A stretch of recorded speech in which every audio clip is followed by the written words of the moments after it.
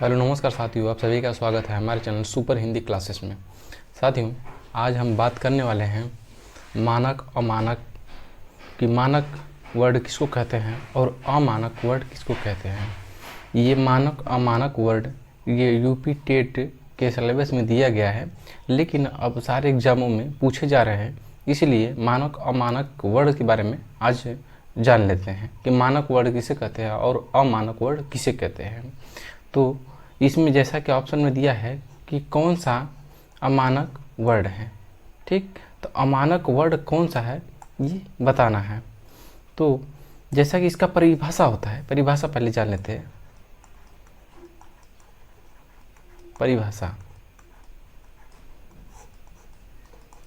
तो परिभाषा तो वे सभी प्रकार के वर्ड जो मानक रखते हैं उसे मानक वर्ड कहते हैं, और वे वर्ड जो मानक नहीं रखते हैं उसको अमानक वर्ड कहते हैं।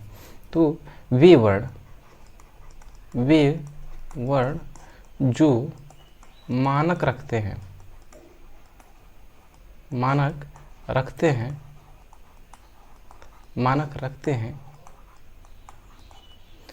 वे वर्ड मानक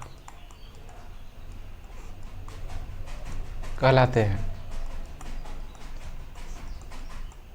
वे वर्ड जो मानक रखते हैं उसे मानक वर्ड कहते हैं, और जो मानक नहीं रखते उसको अमानक वर्ड कहते हैं। अर्थात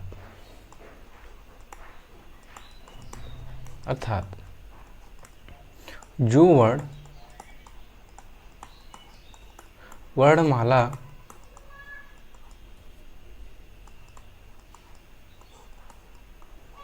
का अनुसरण करता है उसे मानक वर्ड कहते हैं।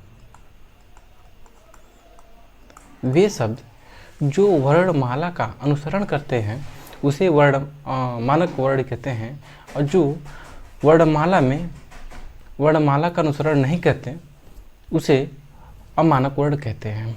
अर्थात जैसे आप पहले घी का डब्बे देखे होंगे, तो घी के डब्बे में झूला किस प्रकार से लिखा जाता था? झूला इस प्रकार से लिखा जाता।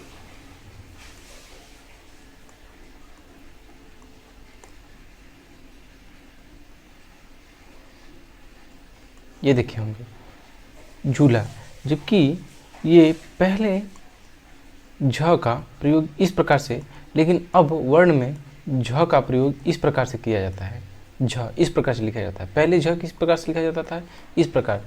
अर्थात ये पहले जो संस्कृत में, जानते हैं हिंदी के आदि जननी किसे कहते हैं? संस्कृत को कहते हैं।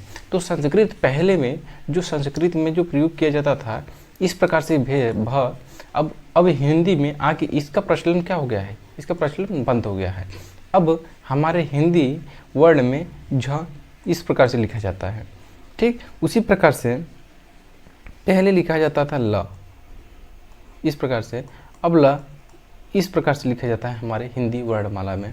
पहले छ इस प्रकार से लिखे जाते थे, लेकिन अब छ ये इस प्रकार से लिखे जाते हैं, ठीक है। इसी प्रकार से पहले अ इस प्रकार से लिखे जाते थे, लेकिन अब ये अ इस प्रकार से लिखे जाते हैं, ठीक है। इसी प्रकार से स्थाई, जैसे स्थाई इस प्रकार से लिखते हैं ना, ये स्थाई अमानक है, ठीक है।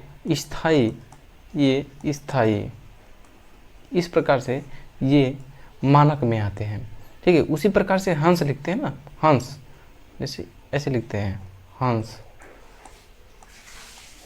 ये जो चंद्र बिंदु है, ये चंद्र बिंदु वाला क्या कहलाता है? हंस। ये अमानक है।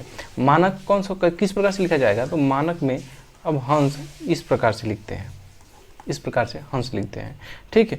तो इस प्रकार से जो हिंदी वर्णमाला में, ठीक है, हिंदी के वर्ण में का अनुसरण करता है, हिंदी वर्ड का जो अनुसरण करता है उसे मानक वर्ड कहते हैं, और जो हिंदी वर्ड का अनुसरण नहीं करता है उसे अमानक वर्ड कहते हैं। इनकी अब जानते हैं हिंदी में कुल वर्णों की संख्या कितनी है। कुल वर्ण कितने हैं, तो कुल 52 वर्ण हैं। ठीक है, तो इस प्रकार से आज हमने बताया मानक वर्ण किसे कहते हैं और अमानक वर्ण किसे कहते हैं। ठीक है, अब मिलेंगे अगली वीडियो में। धन्यवाद।